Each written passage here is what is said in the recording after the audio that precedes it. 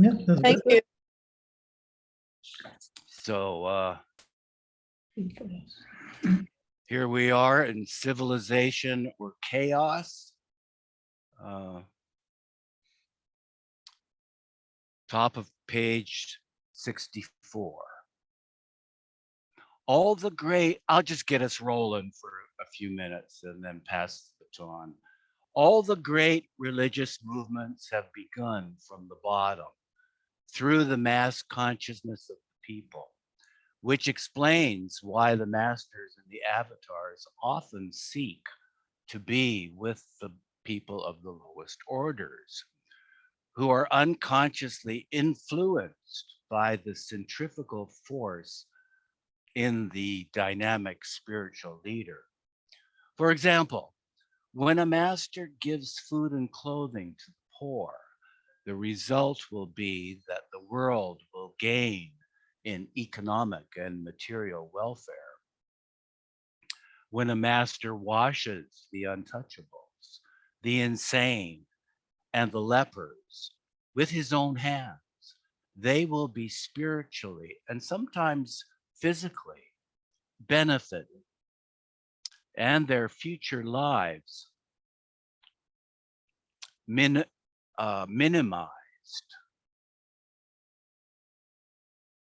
If a master fasts, the result of fasting is felt by the whole universe spiritually.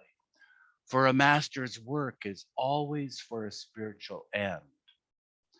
If he observes silence, the same result is brought about.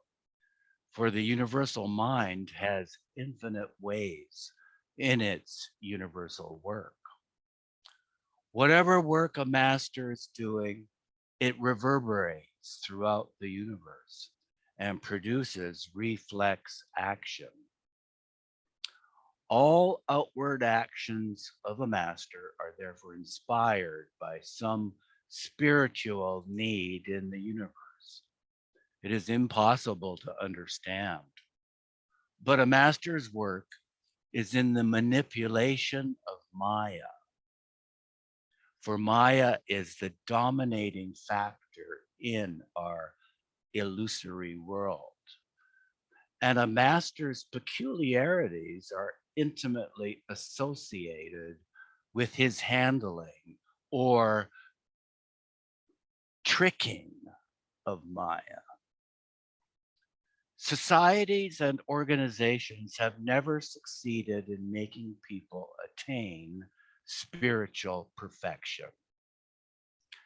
Here we are not referring to the religious orders where man shines at his best, and we pay grateful tribute to the Catholic hospitals for their wonderful spiritual atmosphere and the selfless devotion of the nuns. It cannot be said that the followers of a perfect master are in any way immune from failings, but they are at least able to have unity in one respect, their common devotion to the master. Unfortunately, there is a strong tendency to judge a master by his disciples, so that a closer acquaintance can cause disillusionment. It is a mistake to assume that the devotee of a master should be an exceptional person. In fact, people wonder sometimes why a master seems to choose rather ordinary people. Here we can remember that Jesus chose simple men. One of the charges leveled against him was that he did not have educated men round him. They also appear to have quarreled amongst themselves. The men of Jesus were certainly not unusual till they obtained self-realization. Gloria, could you unmute and continue? I will try. Easterners by reason of their inherited capacity for service and devotion to saints, make better disciples, as a rule, than Westerners, who are subject to the neurotic tendencies of the West. As a master is liable to criticism and misunderstanding for his apparent lack of disciplinary action on occasions, those unaccustomed to the inner technique and workings of a master should remember that if a master continues outward contact with the person who has laid himself open to criticism, there is always a reason for this. One explanation may be that the master knows there was a previous spiritual connection in former lives. These factors should always be taken into consideration by those puzzled or distressed over disciples who don't set the example expected of them as devotees of a master. To be a follower of a perfect master does not enable one to escape suffering or privation. A real master is indifferent to worldly goods and the comforts of life and expects his followers to be the same. In fact, close devotees can go through incredible hardships, especially if they are men associated directly with the master's routine work. A master generally works with the poorest of the poor, the downtrodden, the oppressed, and those on the lowest level of privation and suffering. His ways are often hard and simple. His clothes may give him the appearance of a beggar, as in the case of Sai Baba. On the other hand, there have been a few masters who were princes or rich men. The master, not being attached to wealth, generally has no possessions, no property, no securities, stocks, or shares, but as he has to live and maintain the work, the disciples contribute what they can towards the common good.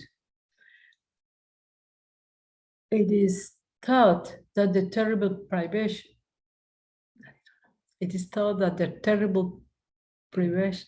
privations suffered by masters and their close followers in the past were mainly due to the inherent spiritual laws which govern humanity, and that by their vicarious sufferings they have contributed to the spiritual uplift of mankind. The reactions of a master, that's to say, of the divine and human elements in him, are difficult to understand or explain. The physical needs of a master are, to a certain extent, the same as those of ordinary individuals, though he can undergo long fasts and other trials of endurance which ordinary persons would consider superhuman. A master treats his body as the instrument through which he manifests. He has to keep it healthy and strong for the universal work, which he has to do often takes great toll of the body.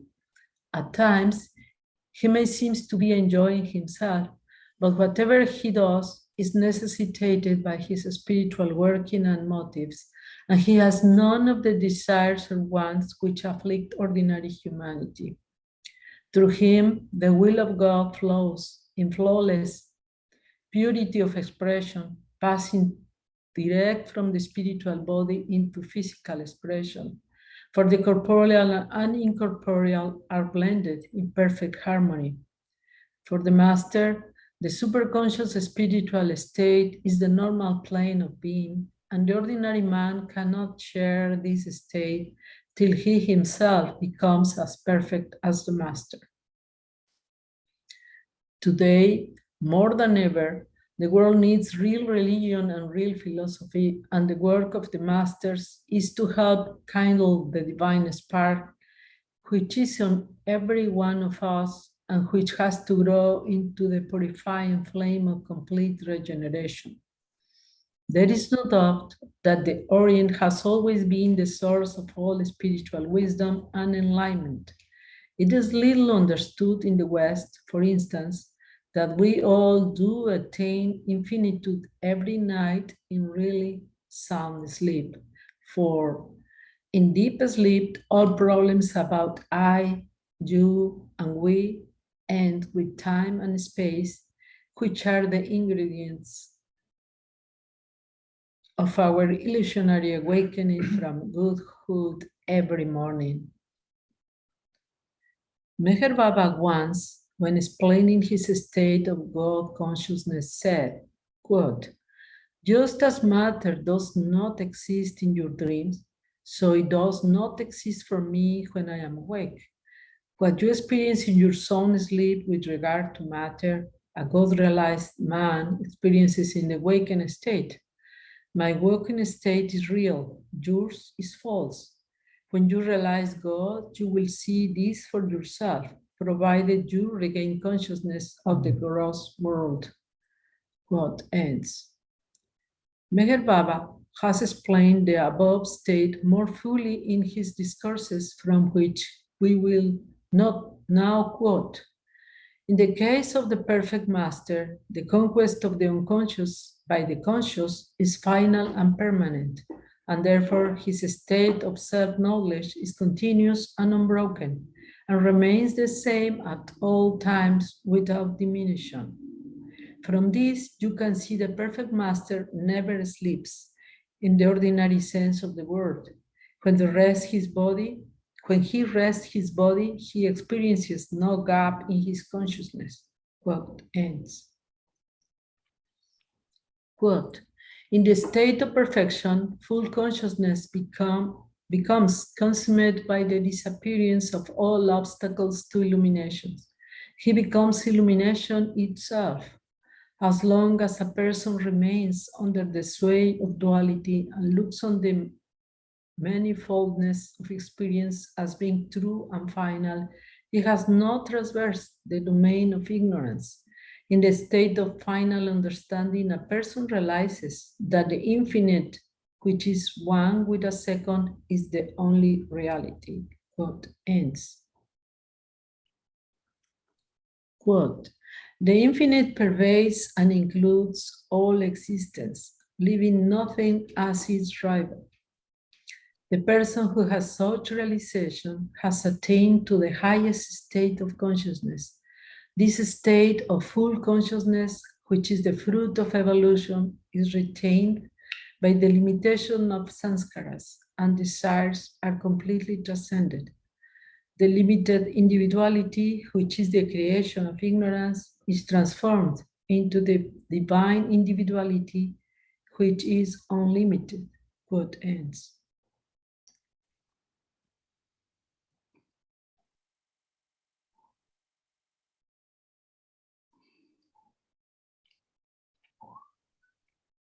Quote, the illimitable consciousness of the universal soul becomes individualized in this focus without giving rise to any form of illusion. The person is free from all self-centered desires, and he becomes a medium for the spontaneous flow of the supreme and universal will, which expresses divinity. Quote ends. Quote, individuality, therefore, becomes limitless by the disappearance of ignorance, as it is unimpaired by the separateness of Maya and unentangled by its duality. It enjoys the state of liberation in which there is objectless awareness, pure being, and unclouded joy. Such a person has no longer any of the illusions which perplex and bewilder man. In one sense, he is dead. The personal ego, which is the source of the sense of separateness, has been forever annihilated. But in another sense, he's alive forevermore with unconquerable love and eternal bliss. He has infinite power and wisdom, and the whole universe is to him a field for his spiritual work of perfecting mankind. Quote ends. Thanks, Gloria. Miguel, could you pick up? Yes. This state of consciousness described by Meher Baba is the same state that Jesus and other perfect men have experienced. Jesus most emphatically never considered himself to be the only perfect man or the only Son of God. So far as we know from the fragments of his sayings, he was always telling his followers to be perfect, to go and do likewise, and, quote, greater things shall ye do, end quote. He thought that the goal of humanity was to be perfect, even as our Father in heaven is perfect, end quote. The Father being God, the Oversoul, the ultimate reality, or whatever one prefers to call it. Once a man has experienced even a glimpse of the infinite spirit and the peace that passeth all understanding, he will live, but with the aim to make such a state of illumination permanent. There is the story by Bhagwan Hamsa in the Holy Mountain, in which he tells of his pilgrimage to see the Lord, to unite with his divine soul, or die. He climbed up to the frozen lake of Gaurikund, 20,000 feet above the sea. There he stayed for 3 nights and 3 days. It was to be death or realization for him. He was without food or shelter in the ice and snow-covered wilderness.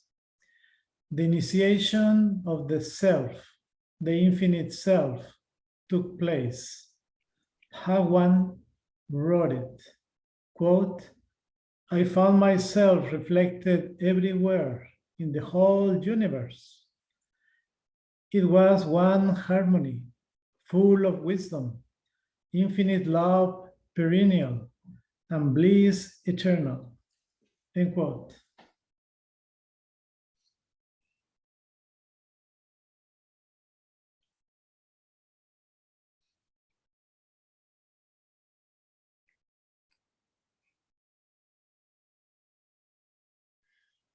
Chapter 4, Circles, Cycles and Circles. Thinkers like William James and others have postulated the possibility of a plurality of cosmic beings who execute the purpose of the universe. This agrees with the hidden tradition that there are always 5 great masters on earth who guide the destinies of mankind. The Sufi refer to these Sadgurus as Panjatan, the 5 bodies, though today the Muslim laity restrict the term to Muhammad and his immediate successors. Muhammad, see appendix.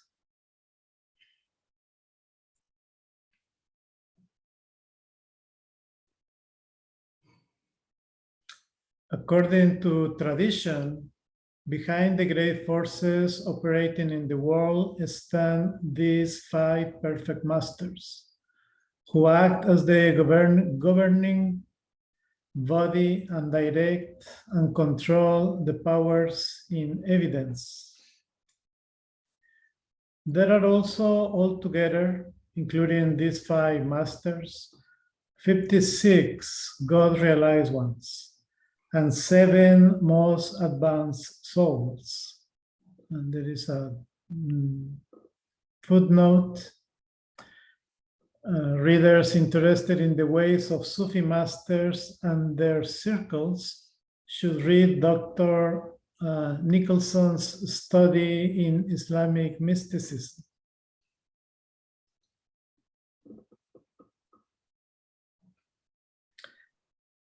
It is thought that the 7 most advanced souls are unknown to the world.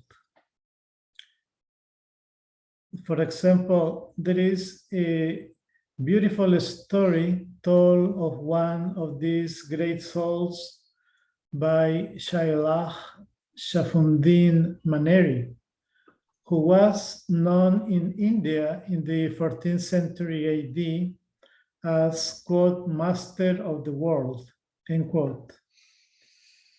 He related how the Arabian prophet, on hearing of the death of a certain slave called Hilal, insisted upon being led to the dead body.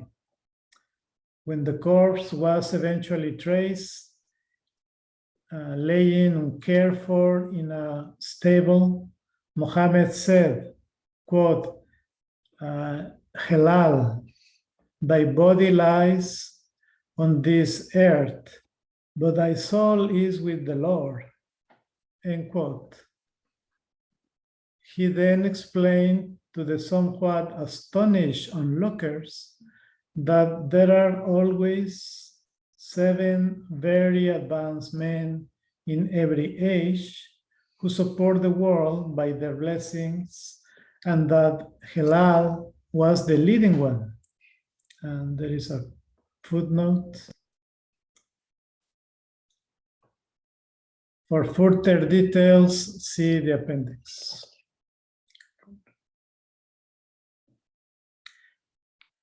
In the New Testament, it is recorded that the 12 were led to appoint, quote, 7 men of honest record, end quote.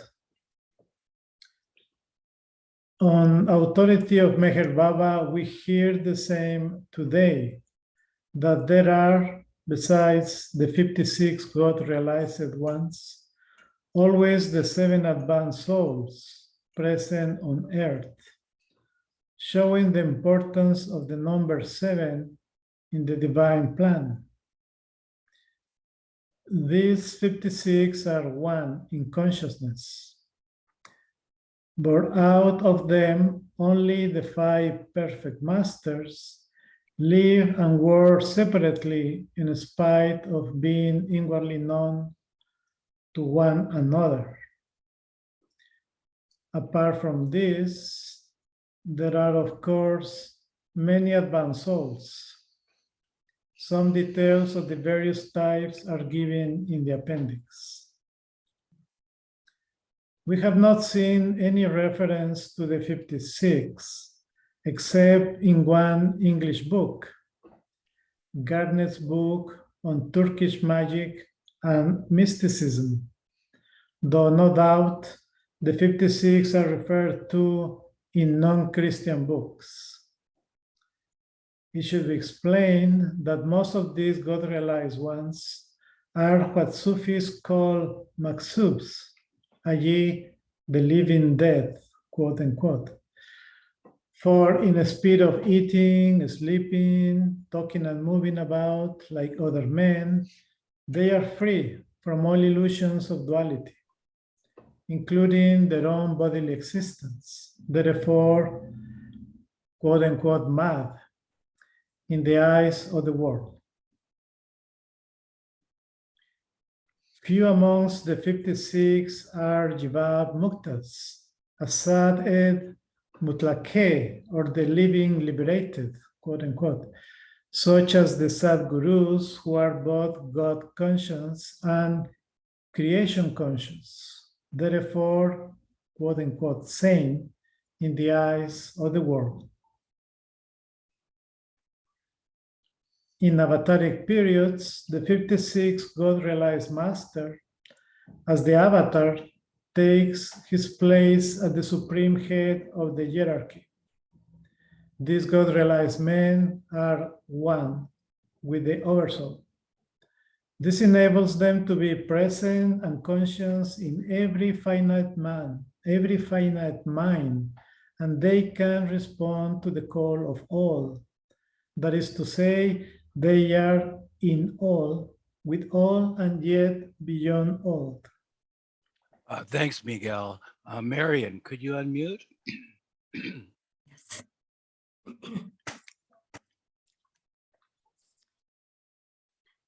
They can advance individuals from the gross sphere of consciousness to the subtle plane, and from the subtle plane to the mental plane.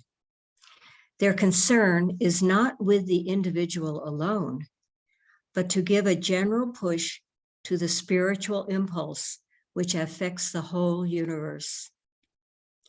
These perfect masters are the sons of the spiritual world. Their innumerable rays can penetrate the heart of every individual existence.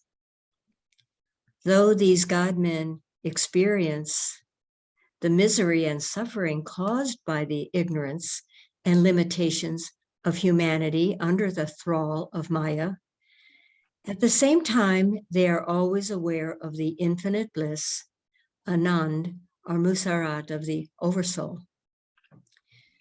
We have attempted already to describe this dual state of consciousness, and there is no need to enlarge further on the God state, which is in any case unimaginable to all who do not share it. Avatar periods in history might be likened to nature's springtime. They bring a new release, a new quickening of the spirit. In this age, the 11th age, a tremendous influx of the regenerative and reconstructive powers should recharge the stagnant consciousness of mankind, producing a physical, mental, and spiritual rebirth. This should blossom forth into the golden age, in which the higher qualities of man prevail, bringing peace, harmony, and brotherhood on earth. This age of the intellect or reason will be recharged by intuitive perception, bringing better balance and poise. Such recurring creative cosmic impulses always take the shape of a universal divine manifestation of God in personal form, who is the pivot point of the liberating forces. This is always the 56th Sadguru, as alluded to above.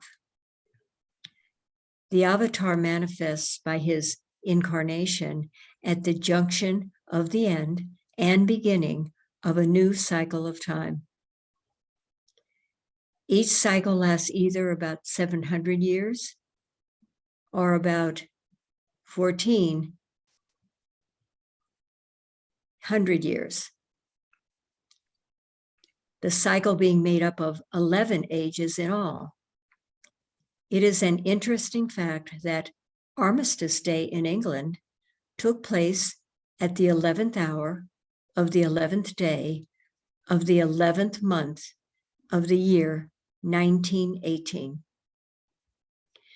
The number 11 has great significance from the numerological standpoint, for it is one of the principal numbers used by the masters. Just as the number 7 is the key number behind all creation, the number 11 is said by some numerologists to be the master number and signifies the end of one dispensation and the commencement of another. The end of the First World War, therefore, suggests that we then entered into a new phase of preparation for the new dispensation. Each age lasts about 70 to 125 years, but its duration, like that of the cycle, depends on the material, ethical, and universal circumstances of that particular epoch.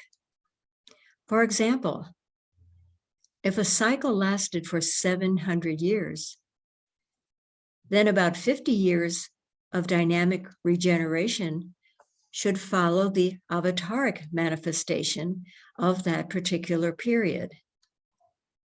But if the cycle of time extends for some 1400 years, then about 100 years of active spirituality and prosperity should follow that particular manifestation.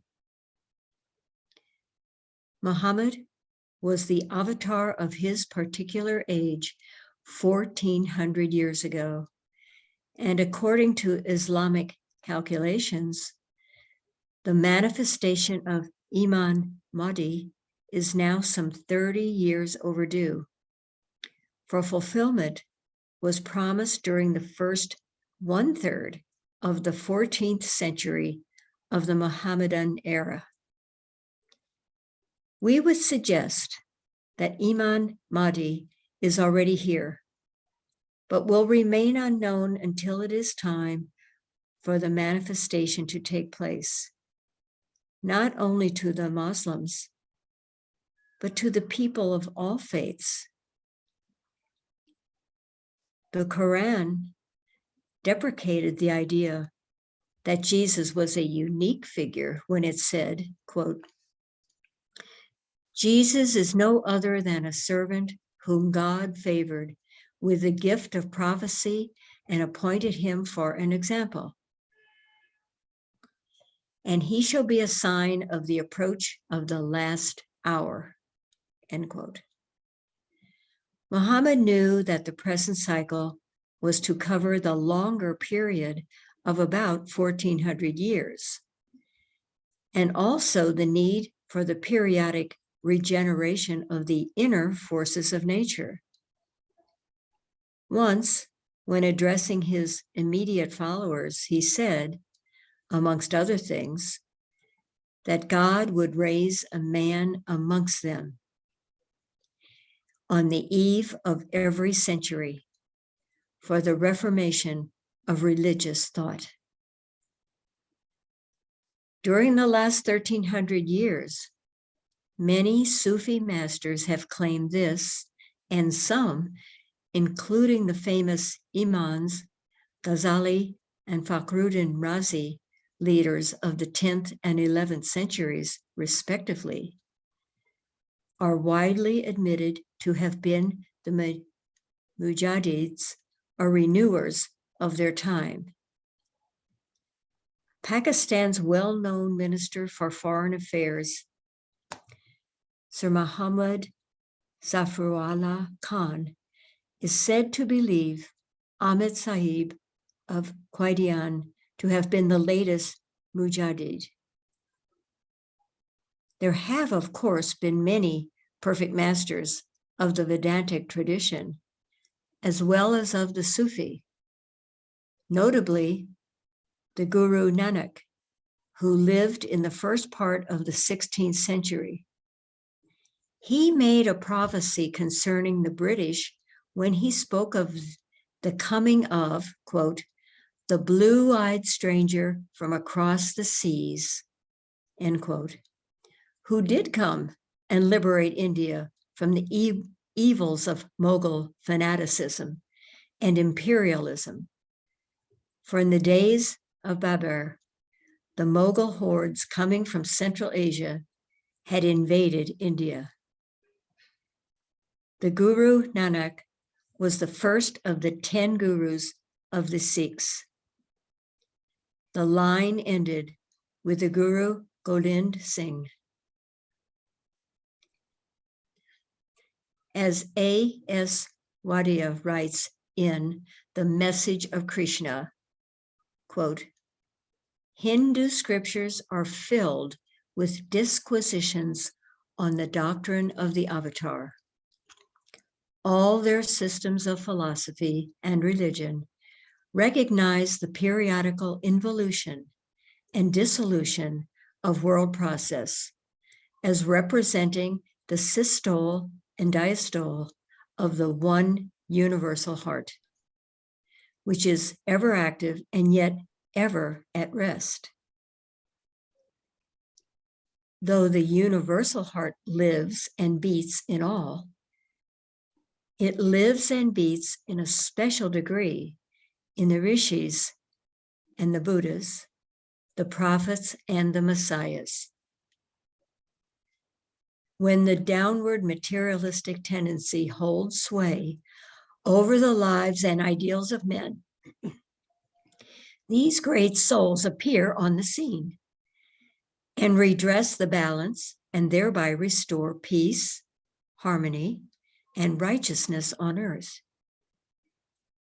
On the point of the descent of the Lord, Krishnaic Hinduism is broadly at one with Trinitarian Christianity.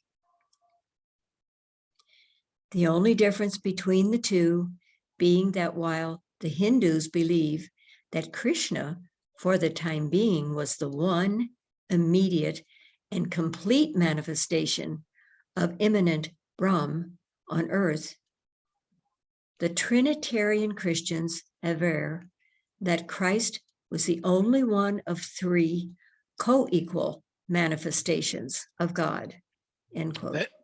Thank you, Marion. Elizabeth, could you unmute and continue, please? Sure.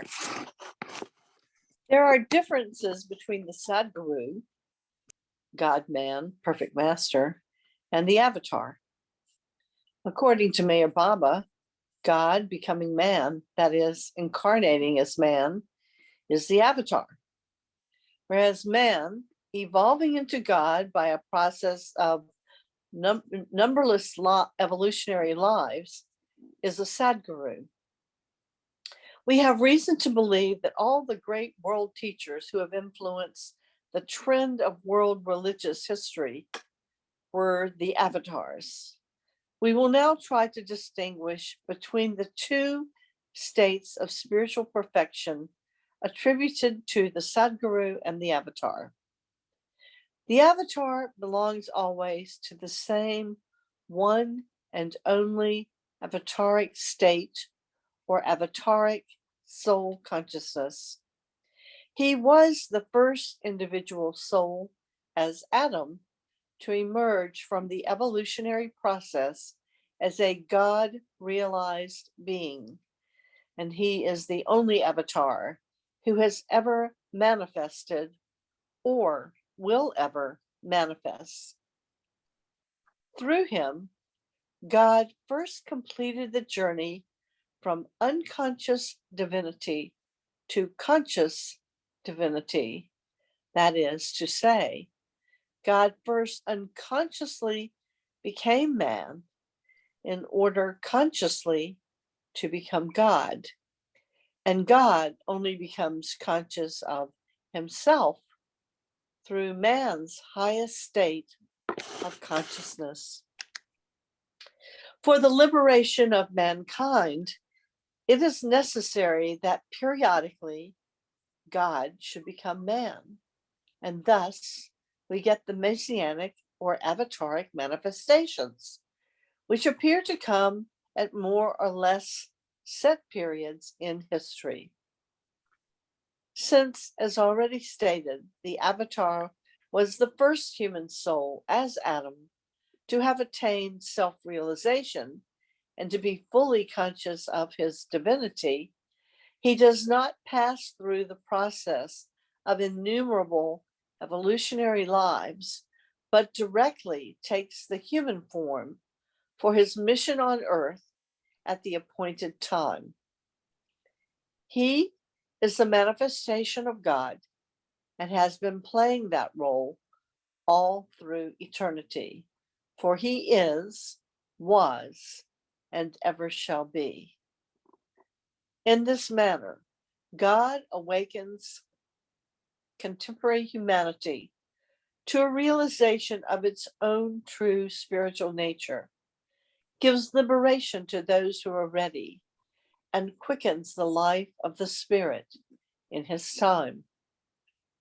It is for this reason that the new spiritual push to creation will adjust world problems till the spiritual energy involved is exhausted.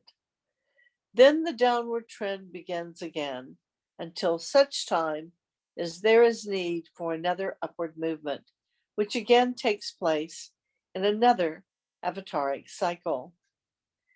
It is presumed that the next avataric period should be about 700 years hence. According to masters like Jalaluddin Rumi, the chargeman of Shams Tabriz, the real significance of the Quranic assertion is that no distinction is ever made between the God sent or the Rasuls. For instance, Muhammad taught that there were no distinctions at all between God's messengers, such as the first Adam, Noah, Moses, and Jesus, but they had one command. Jesus, like Krishna and others, must have referred to the same unity of being in avataric manifestations, but no doubt the early fathers suppressed all such esoteric references, as Christianity had become a Western religion with its headquarters in Rome, which, as we know, early in the Christian era, resented all further influence from the East. Do you want to read that footnote? The asterisk? The asterisk says, the Quran, which has survived 13 centuries with no alterations to a single word, defines Islam thus. Chapter 3, page 83. Quote, say ye, we believe in God, and that which hath been sent down, revealed to us, and that which hath been sent down to Abraham, and Ishmael, and Isaac, and Jacob, and the tribes, and that which hath been given to Moses, and to Jesus, and that which was given to the prophets from their Lord. No difference do we make between them, and to God we are resigned, Muslims, end quote. The Quran, chapter 12, page 41, quote, all the prophets from Adam to Muhammad received but one and the same revelation, and therefore preached Islam and Islam only, end quote. The word Islam means literally resignation or peace.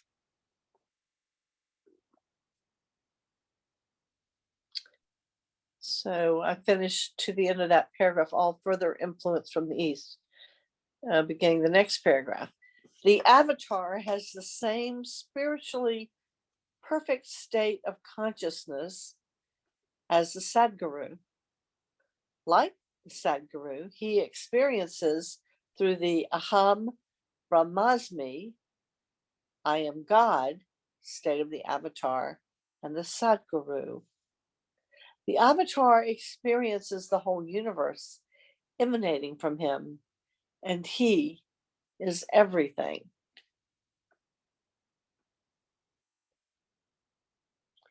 The watchwords of the avataric state of self-realization are, I am God and I am everything.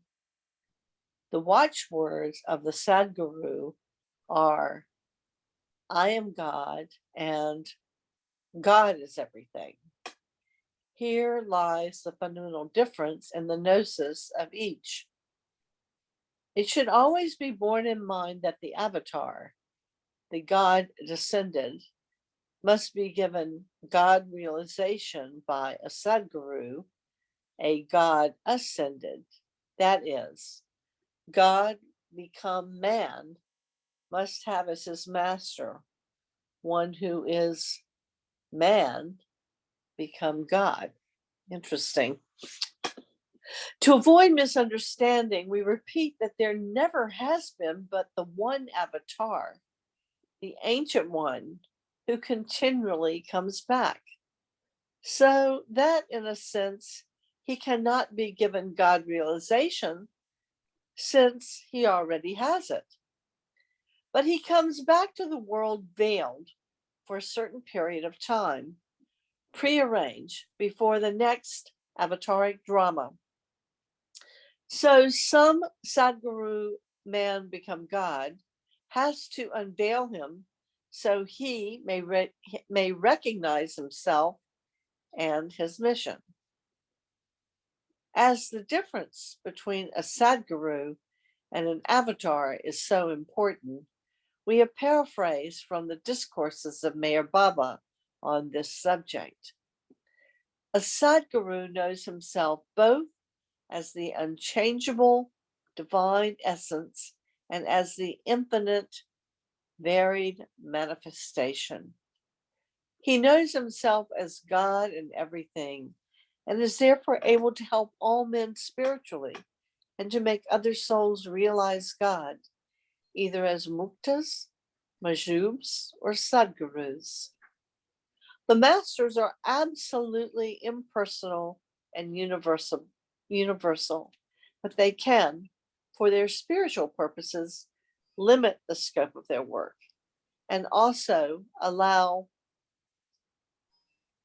their personality to become the center of the aspirations of their disciples. They use personal relationships as well-defined channels to pass on their help to those aspirants who become connected with them.